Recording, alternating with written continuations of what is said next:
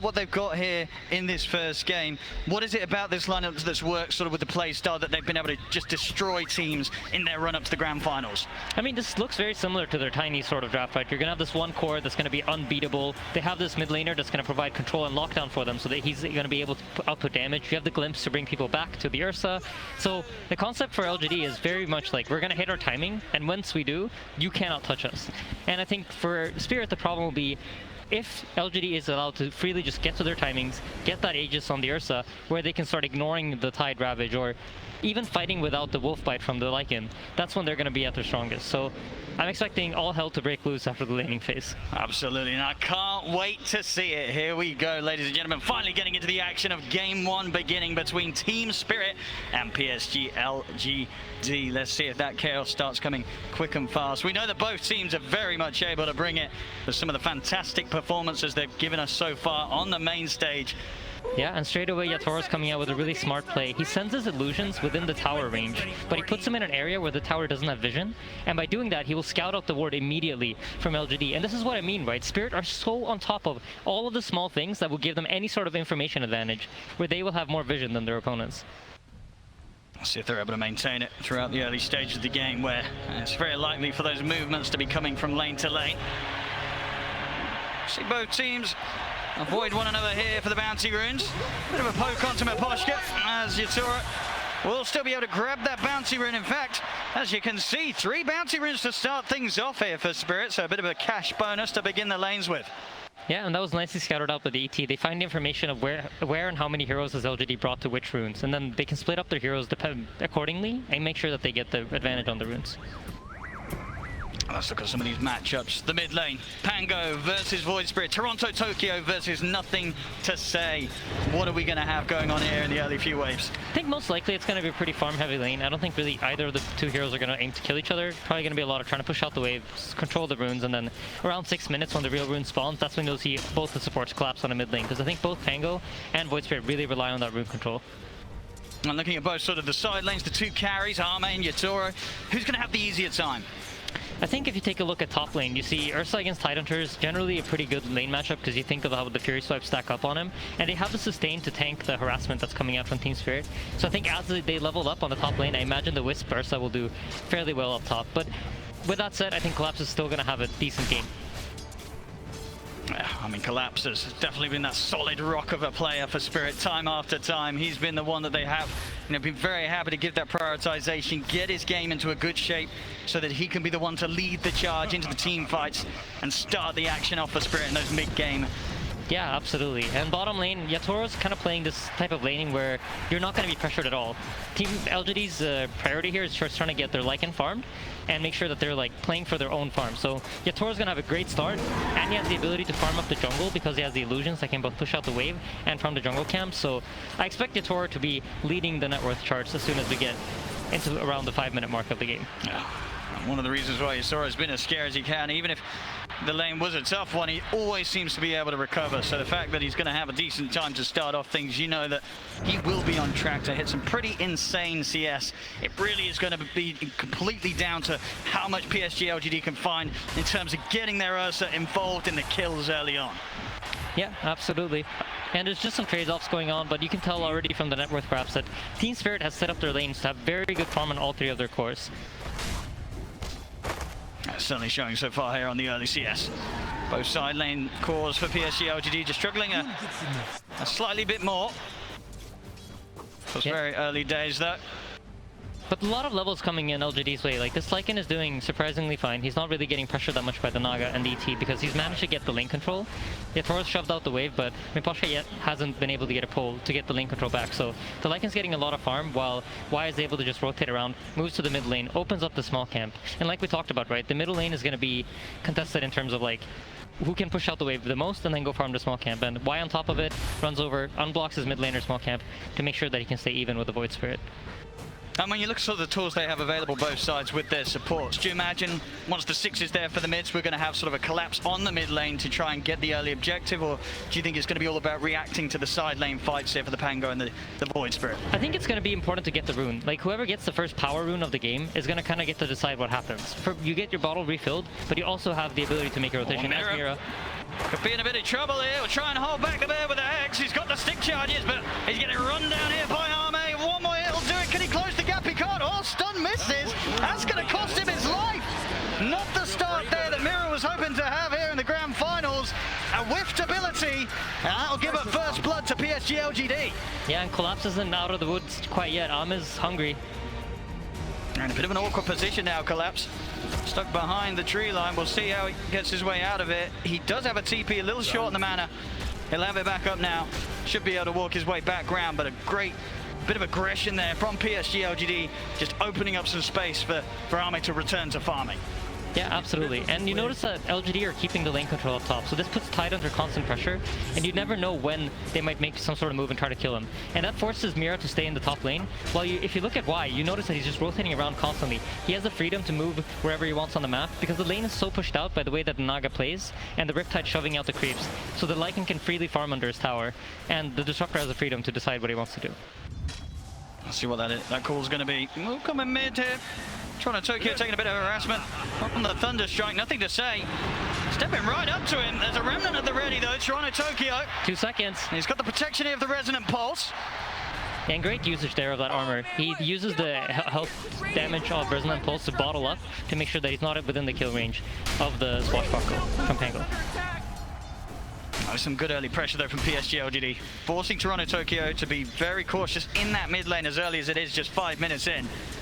Yeah, absolutely. And I think when you think about Elder Titan, you kind of think of him as a lane dominant hero. And both Notail and Seth touched on it, right? You want to abuse the fact that LGD have no stuns. But because of how this bottom lane is played out, with the Naga lane constantly being shoved into the Lycan's tower, the Elder Titan hasn't really been able to abuse his laning phase presence. Well, look at this now. There we have it. Nice bit of micro from Faith Beyond. That'll grab himself a free courier. As the wolves chase down poor old baby faceless Rex. Up top, Collapse is also taking pressure now. So again, the freedom of Y, he's just allowed to rotate to mid, set up some pressure on the Void Spirit. Now he's up top, making sure he's just in their face and forcing them to react to his movement. Yeah, he's all over the place, Y. Yeah. Spirit, they've definitely got to try and do something in return. Yeah, they themselves bring the two supports up to top. Just sort of figuring out what to do about this roaming disruptor here in the early minutes of the match. Yep, here we go. First fight for the runes. Where is it going to spawn, top or bottom? Let's have a look. It is going to be down bottom, and it is a DD. It's going to go straight into the bottom of Toronto Tokyo. So a very nice room for it to fight with, but already up top. Spirit, they'll lose Mira. Yeah, it's a DD Toronto Tokyo though. Let's see how he can respond back with it, because now you have a Pangolier with low mana, and he's going to be aware of it. So he knows that he can make a move here, and the Pangolier won't really be able to respond. Yeah, this is an excellent route for Toronto Tokyo to find it. He's going to use it straight away. Goes aggressive. He's going to miss the Dissimilate though. A couple of hits will do it. Can he quite close the gap? No, he's not going to be able to get the second hit in. Nothing to say, steps away. I mean, that would have been such a big kill for him to find. He got the dream room for it, but he couldn't quite get the job done. Yeah, absolutely. It's unfortunate, but you know, that's Dota. Disruptor though, he's gonna TP into the middle lane here. I'd be scared to do this. Let's see if Toronto Tokyo has the will to chase him down. Yeah, he's still got this DD going for a few seconds. Why? Living on the edge a little bit. Yeah. Toronto Tokyo feels that he can get in with the Astral Step. And why knows, he's keeping his distance. Yeah, and if you take a look at the net worth, you see Yatoro. He's just gonna start accelerating his farm even more, but I'm impressed by how well the Ursa's been able to keep up.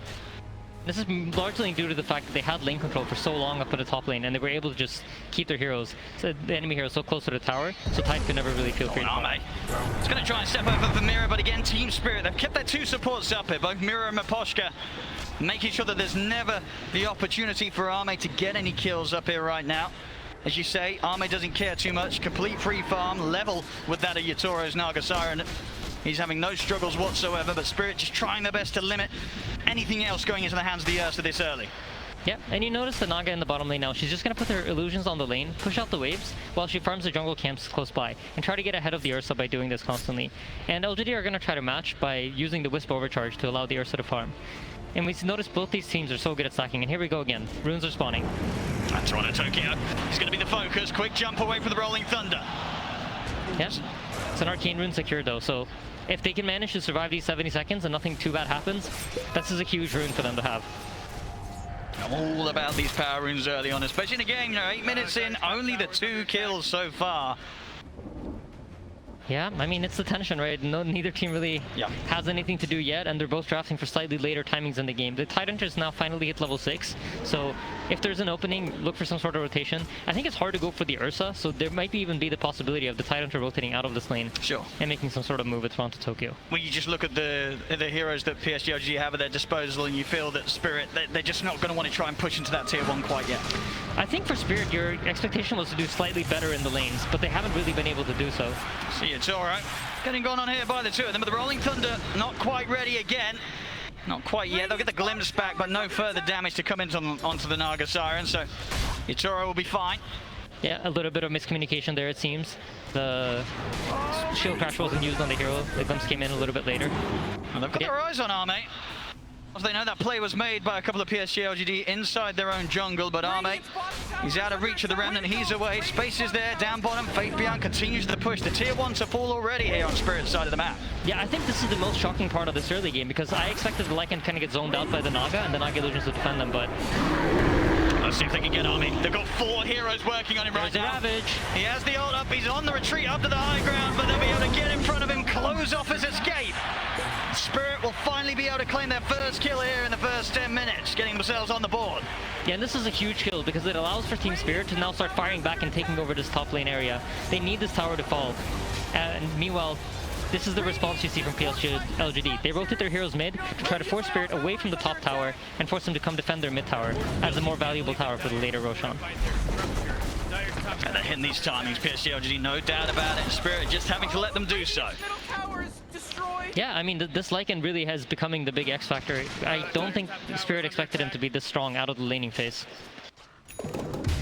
And now Am is going to comfortably move into his triangle and start farming up. I think once he hits that Diffusal Blade, look to see Spirit try to, LGD try to make some move. But I think if LGD gets to farm up right now, they feel like they've hit they have enough map space to where they're comfortable playing around their cooldowns and just waiting for the Disruptor ultimate to come online, wait for the Lycan to finish up his items, and then just play around his forms together with the power runes that the Pangolier is securing.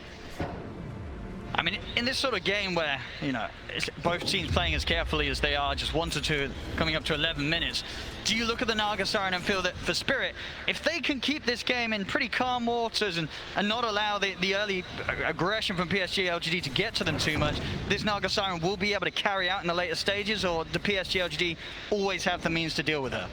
I think to some extent you are happy, but I feel like you wanted the laning phase to go better so that LGD's timings come later into the game. So knowing that your lanes haven't quite gone the way you wanted them to, they must feel like, okay, at some point now, once LGD gets items, they're gonna come running at us. Look at this shot, nothing to say. He's going to get the lead in onto Collapse. He'll drop the Static Storm as well, putting no chance of Collapse being able to return fire quite yet with a potential Ravage. Doesn't matter though, he's able to walk out to the side. They'll go for the glimpse back on him. He'll simply look for the TP out, and there's nothing to put a stop to it. Collapse, realizing his strength there with a Hood of Defiance, he's got enough tank ability to just TP out of it all. That's the Rolling Thunder and the Static Storm put to waste there by PSG.LGD. Yeah, great jukes. He just dodged out the Pangolier spells, and once the Rolling Thunder missed, he knew that he was safe. Glimpse is used, TP out. Just great presence of mind there from Collapse, knowing exactly how to play his situation out and get out safely. I love what LGD are doing though. If you take a look at the top lane, this is one of the things I loved about how OG ran the Wisp in the position 3. They recognize that Wisp's item timings are really important for you to keep these heroes alive, because if you think about how healing works in Dota, heroes keep growing their hero pool, like health pools, but the healing items are static amounts of heals. So 250 health on a hero that has 1000 HP is like a lot more than it is on a hero that has 3000 HP. So if you hit these heal item timings early into the game, that really enables you, and they've given Xingqiu the top lane to sit here and farm comfortably. See that bottom lying, quite a dangerous position here.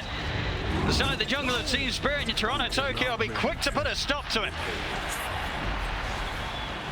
Naga Siren also closing in on the Mantha, and by the looks of it, she's going to get that item before Ursa even completes his Diffusal Blade. So yeah, Toron's probably very happy in this game, feeling comfortable with how it's going right now.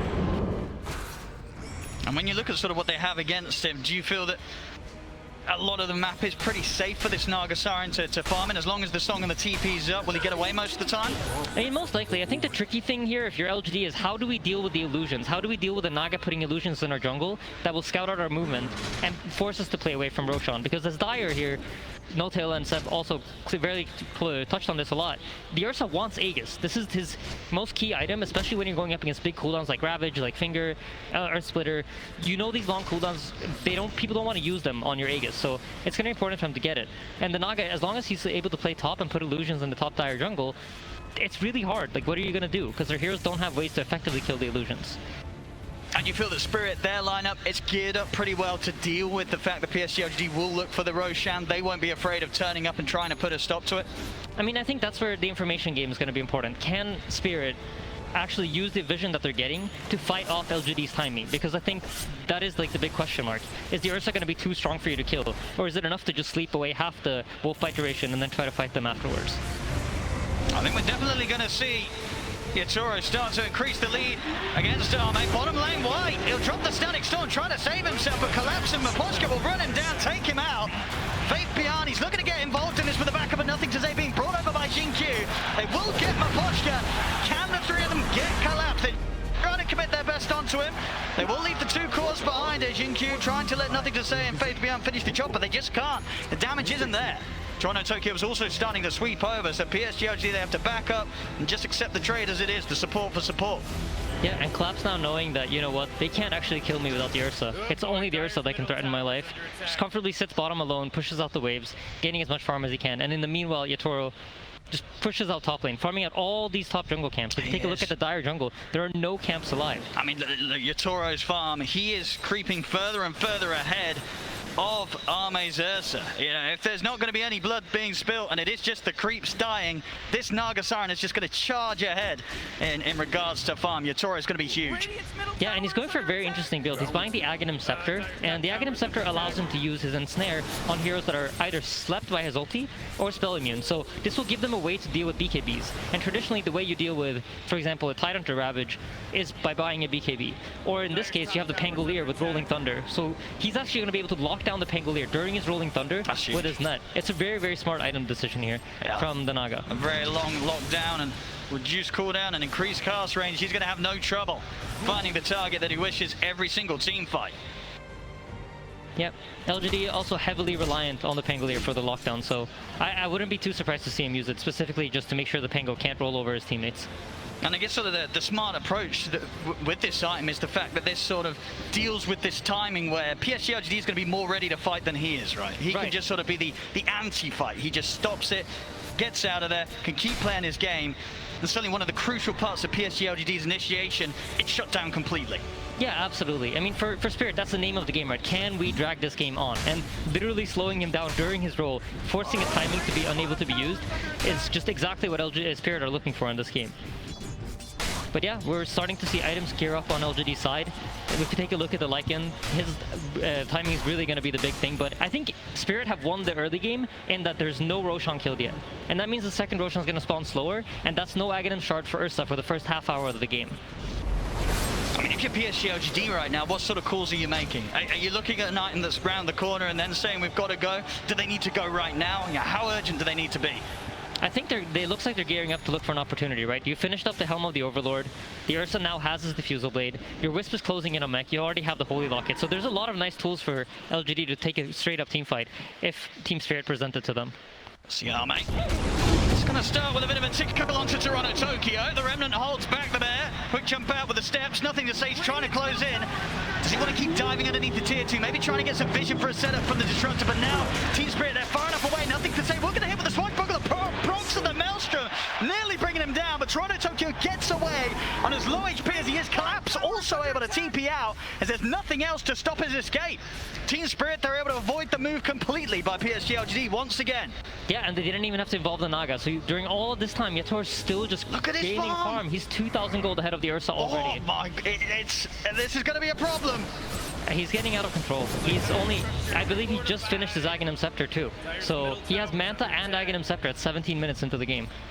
He's crazy farm. This is, I mean, Yatoro, it really has been eyes on him throughout the whole tournament and performance of Spirit top lane setups there with an net. That's the mid, gone, nothing to say, going down Yatoro, instant Song TP, as he knows the response will be there from PSG.LGD, gets out, they cannot catch him, Yatoro will continue to farm. Yeah, this is a really important kill, but by forcing the Naga Siren to TP out, LGD now have the option of potentially taking back control of their jungle. So this is going to be their objective for the next minute here. As you see, they're going to try to contest this Tidehunter. They know the Naga Siren is not present. See what they can do about Collapse. Jump already in onto the Disruptor, they're looking to burst. Collapse, he's holding on to the Ravage for now. Static Storm's down, Collapse gets himself out of the side of the Ravage. Onto the two, and then they blow up Arme. It's 3 down at the moment on PSG.LGD. IO also caught out, GQ to fall.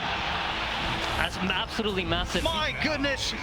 Team Spirit's so aware of everything. They know that this is what LGD wants to do. The Naga TP'd out, they're going to come contest us. They position their heroes perfectly.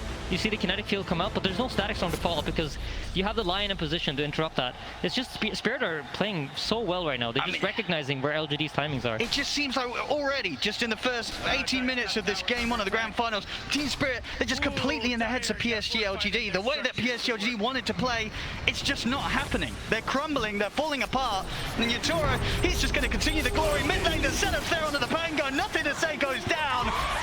Another kill for this Naga Siren. I do not know or see how on earth PSG.LGD is going to stop this man this game. He's getting out of control, and if you look at the Lycan, you can see he decided to not go for the Aghanims. He's going for drums. They're gearing up for a quicker timing in this game. I think the mechanism comes out on Xingqiu. They get the BKB finished up on Ame, and they're going to look for some sort of team fight. But the way that Team Spirit are abusing the vision, if you take a look at the map, like, there are almost no dire wards anywhere. Radiant are in firm control of where the vision is. And the only ward that they have, I think Miposha literally just pinged out. There you go. Just controlling the vision. They have more information to play with, and this is what's allowing Team Spirit to constantly be reading LGD and how they're moving around the map. Dire's top tower is under attack. Bottom. Toronto Tokyo, they'll show his face, but not worried about any catch from PSG.LGD. They just don't have the members around. Space is made, the tier 2 tower going down at the top lane.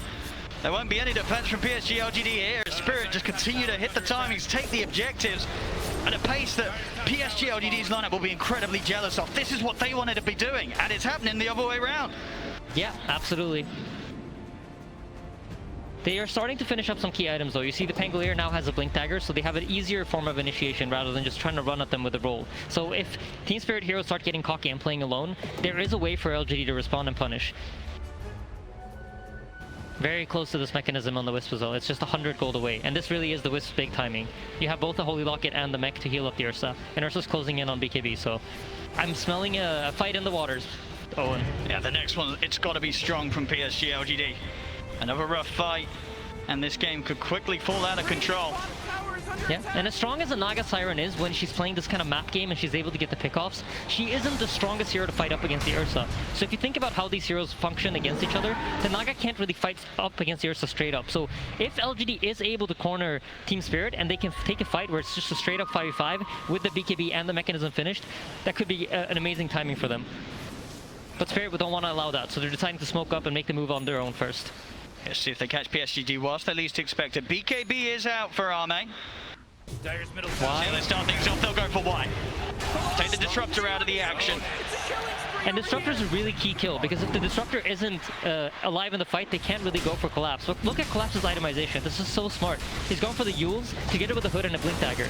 And why is this interesting? Because if you're inside of a Static Storm, and you Yule yourself, and you have the hood up, and there's no physical damage to hit you, you can actually just blink straight out of it. So just really, really smart item decisions coming out of Collapse here. Well, we'll definitely have to look out for that play. Would be a rather impressive outpost, taken back into the hands of Spirit. And keeping full control around this area, this Roshan, as you say, which is just sort of it's a long distant dream, it seems, for PSG.LGD. They're never getting anywhere close to this pit until they're able to find the fight that they've been hunting for the whole 22 minutes of this game. They'll smoke up now, ready to go. PSG.LGD, they have to find success here. Yeah, absolutely. And if you take a quick look at Lycan before the fight breaks out, he's decided not to go for the wolf fight. They recognize that they won't be able to play the strat the way they intended for it to. So he's going to be building up some damage items as well. Smoke. We'll dispel here on Toronto Tokyo. Same to be set for PSG.LGD. They know that both teams are waiting here up to the side of the river. on the respective edges, and now Arme, he's going to sneak into the Roche, start to try and take it out here. Yeah, for the first time in this game, they've been allowed to take back the Dire jungle and try to apply some pressure to Roche. So I expect Team Spirit also recognize that, you know what, we've given up the Dire jungle. What would LGD do with that? Well, they would go to Roshan. So Spirit, check this out. Arme's going to slow it down a little bit. The Spirit's coming in. They know that they know. Stop in. Onto the IO. They're going to lead in. There's the jump straight away. They're looking to pass through the IO. And the Aegis of ball into the hands of Arme. Arme's able to get the Roche kill, get the Aegis. They get the static storm down. The Rolling Thunder is one that controls Toronto Tokyo. But he's out with an astral step. Toronto Tokyo actually makes it out of there. Dissimulate as well. PSG.LGD may have got the Roche. They may have got the Aegis. Toronto Tokyo will still go down as Faith Beyond was able to wrap around and find him. yeah, really nice play there from LGD. What an unfortunate event there for Xinkyu. He gets pulled into the Roche pit. You really want to stay outside with a tether, but stay tethered to Arme, but he takes one step too close, and then the Wisp comes inside the Roche pit, which gives Spirit the perfect opportunity there to go in, but I don't think they were quite expecting the BKB, so all in all, I think they're happy with this. You know, they gave up the Aegis, but it took them 24 minutes to get there. So Roshan number 2, which really is Ursa's key timing in this game to get that shard so that he can play most of the fights enraged, is going to come much, much later than they expected. But definitely the beginnings of PSG.LGD getting this game back under their control. Yeah, absolutely. Now they need to abuse the fact that they have the Aegis to try to gain some map control here. You want to try to get the lanes pushed out, force Team Spirit to play reactive to you, and then once you are able to corner them in, you're going to find that team fight that you so much want. So the hard part here for them is how do we deal with the Naga illusions, and how do we stop them from just using illusions to push the lanes back and make us play the map game. I mean, yeah, which hero are you sort of putting in charge of dealing with that? I mean, they picked the Pangolier as an answer, right? And if you look at his itemization, he's going for the Maelstrom. He's trying to have some more damage and have some more presence to kill the illusions. And luckily for him, Yatora hasn't really bought any items that tank the illusions up. He's more so building his hero up so that he's able to fight into the Ursa. He's going for that Bloodthorn. It looks like he's going to follow it up with a Heart. So he's also gone for some sort of hybrid build where he can actually get solo kills if he catches people out alone. And for Spirit right now, despite the Aegis falling into the hands of Arme, are you still very willing to fight? How much do you need to respect this Aegis on the bear? I think, oh, teamfight bottom. Xinkyu's in trouble. Xinkyu will manage to make his way around the Remnant. Quick turn back over to the safety of Arme. Yeah, I mean, for Spirit, I think you want to fight, but it needs to be the right fight. You ideally want Yatora to try to force some hero around the map, and then once you know that the PSG.LGD's heroes aren't in position to connect, then you can go for some sort of smoke. Then you can make that move. But the difficulty for them is you can't necessarily go on the Ursa. You don't have the tools to bring him down at the start of a team fight. Got the eyes on the two of them bottom. PSG.LGD, Arme and Xinkyu. On their own down here for now. There is a relocate available, and of course with the Aegis, Arme a very hard target to jump. Pressure continues from Yatoro and his illusions in the mid lane, keeping these waves shoved right up towards the base of PSG.LGD. And down bottom, Team Spirit are just waiting patiently, but LGD have recognized that they TP'd bottom, right? So it's very likely that their heroes are stuck on that side of the map. So here they come sweeping up towards the Dire jungle, understanding that Spirit cannot already have moved their pieces from all the way from bottom back to top after the TP response to the tier 2 tower. So just smart play coming out from both sides. I think we saw this in the VP Spirit series. Team Spirit are going to be really, really smart about only fighting under their vision, or where they feel comfortable that they have the information they need to take the fight. I think in this way, LGD's like maybe sometimes a little bit more reckless and will play with like assumptions. Like if they see you bottom, they might try to aim to fight you top, which we saw earlier. And in the early game, you know, Spirit read that perfectly. So if Spirit's able to get a good read like that, you might see them pounce. Yatoro very ready to enter the fights now with his aggressive item with the Bloodthorn complete. They're able to get that locked down with the stuns of the Lion and the Tide. That amp up of the damage will allow them to just destroy whichever hero they target. Yep, and something that I noticed Team Spirit do a lot when they feel like they're on the back foot is take over the enemy triangle and try to set up control here. And this is something that I'm sure LGD are aware of too, but Lycan's in trouble. But the setup here, you see the damage here with the Bloodthorn really amping up. It's not quite enough though. Faith Beyond makes it away, has the plate mail, and Hyperstone done already onto the way to the AC. An additional bit of armor certainly helping out. Yeah, and this is an opening now for Spirit. The Lycan form is down. One of the big tools in this team fight is gone. So in the other series when we saw LGD played the tiny Lycan, the Lycan's form himself doesn't really matter. It was all about that wolf bite. But in this game, because he decided to itemize his own hero, the 60 seconds of downtime here is quite big. And you see LGD pulling back their pieces, not willing to play aggressive on the top lane anymore, recognizing that they don't have all the tools necessary to win a team fight. Team Spirit remaining in this whole area of the triangle. Itoro slowly sieging onto the tier 1 tower, seeing what sort of reaction they can force out of PSG.LGD. 20 seconds until that Aegis has gone off Arme. Unlikely to find a fight with that still in his hand, so the game once again falling to a bit of a risky territory for PSG.LGD, at least until they can hold off for that second round of Roshan. Yeah, and Illusions just slowly chipping away at this tower. They don't really deal a lot of damage, but it's something that, you know, LGD might respond to. So they're keeping heroes close by that in case LGD just feel like, oh, it's just an illusion hitting our tower, they're ready to pounce. And you see, Nothing to Say reads that too. He understands based on the fact that there's nothing happening on any of the other lanes. Both our middle lane is pushing out, top lane's pushing out. Lycan's getting a lot of farm from all these waves right now.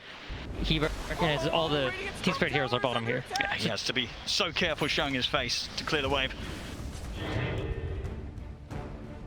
Yeah, both teams just are reading the map really, really well. And I think Spirit, this play that they've done has been so effective throughout all the tournament. But you know LGD's done their homework. Looking up, spot collapse around, glimpse back with Blinks there. Collapse breaks the combo, the setup. Instantly gonna go for the TP out. Have they got anything to put a stop to it? They do, straight away. They're able to get the setup onto Collapse, he'll look to run. But the damage is done. PSG.LGD, they catch and kill off the Tide.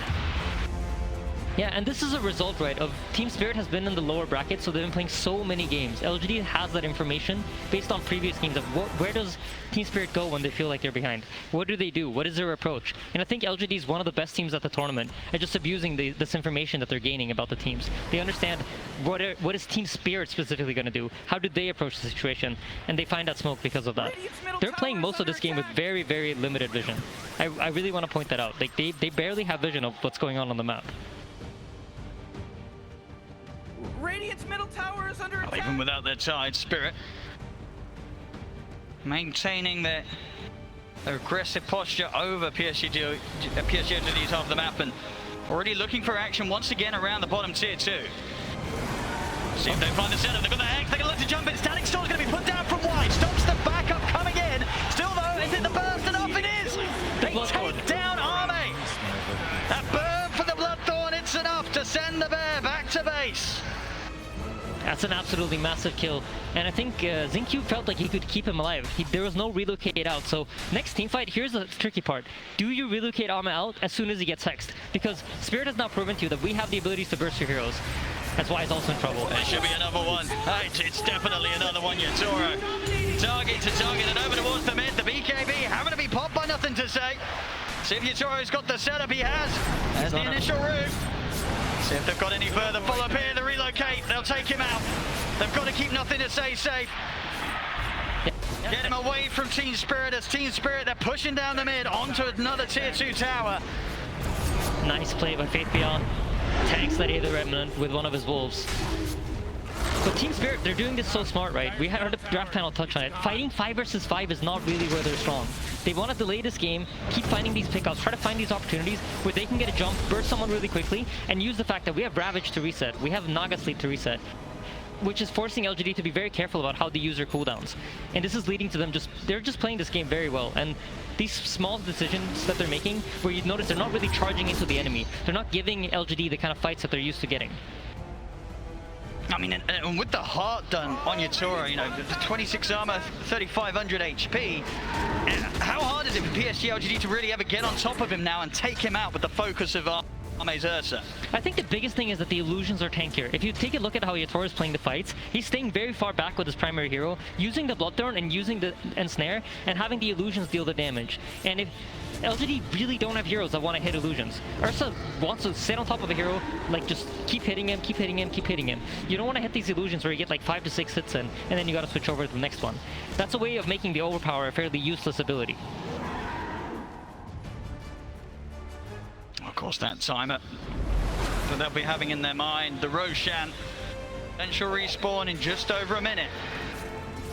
And that minute feels really long, Owen. Let me tell you, right now for PSG.LGD, that minute is coming very, very slowly. We see Tidehunter starting to eye up a Shiva's guard. That's going to make it even harder for the Ursa to stick on top of him and deal damage. They also just bought a Force Staff on the other Titan. I think for Team Spirit, they're recognizing that, you know what? LGD's not going to be able to kill us if we're just able to kite out their BKBs. And that's why you notice, like, Nothing to Say also has bought a BKB. I think the idea of this is he wants to try to use it to break out of, to have a longer period of time in the teamfights where he's playing under Magic Community, because there's just so much lockdown coming out from Team Spirit.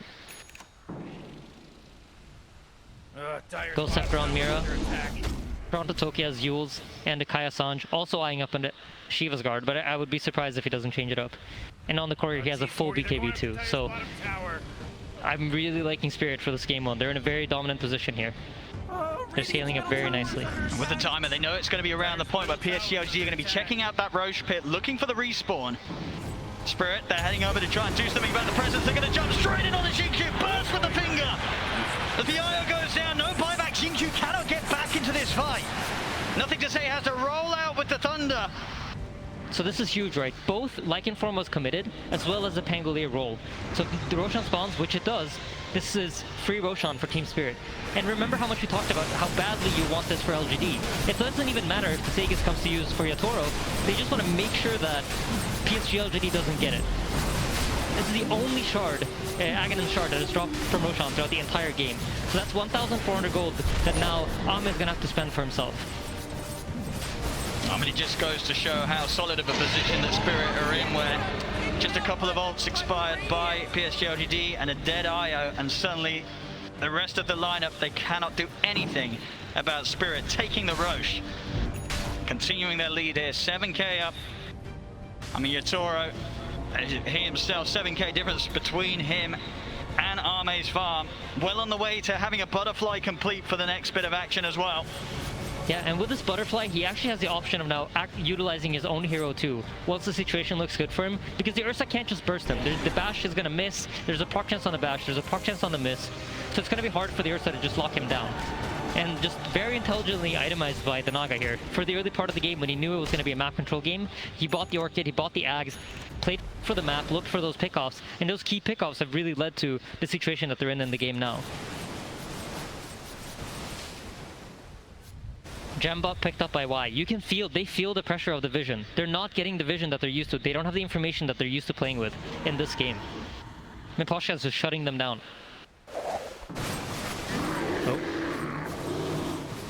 And Rage forced out. They're just going to have to stay well away from Spirit. 4 very, very scary minutes of Aegis on Toronto, Tokyo. PSG.LGD, they do not want to fight into this. But every minute that passes where they cannot look to brawl is going to be another just minute of pain here with the increasing momentum and mass of the cause of Team Spirit. Yeah. And surely right now, PSG.LGD are discussing how do we take a team fight? What is it that we need to do? How do we need to use our abilities in order to catch Team Spirit off guard? And for Team Spirit, I think a lot of the communication is like, we need to make sure that we do not let LGD come out on the map. We don't want them to get out and farm. As long as we can keep them locked into their base, we can get all the items that we want, and then we get the fight that we want. And everything's going to happen on our terms. So you see, they rotate over to the top side here, expecting LGD to run out on the top side of the map. And here we go. It's time to look for that fight, PSG.LGD.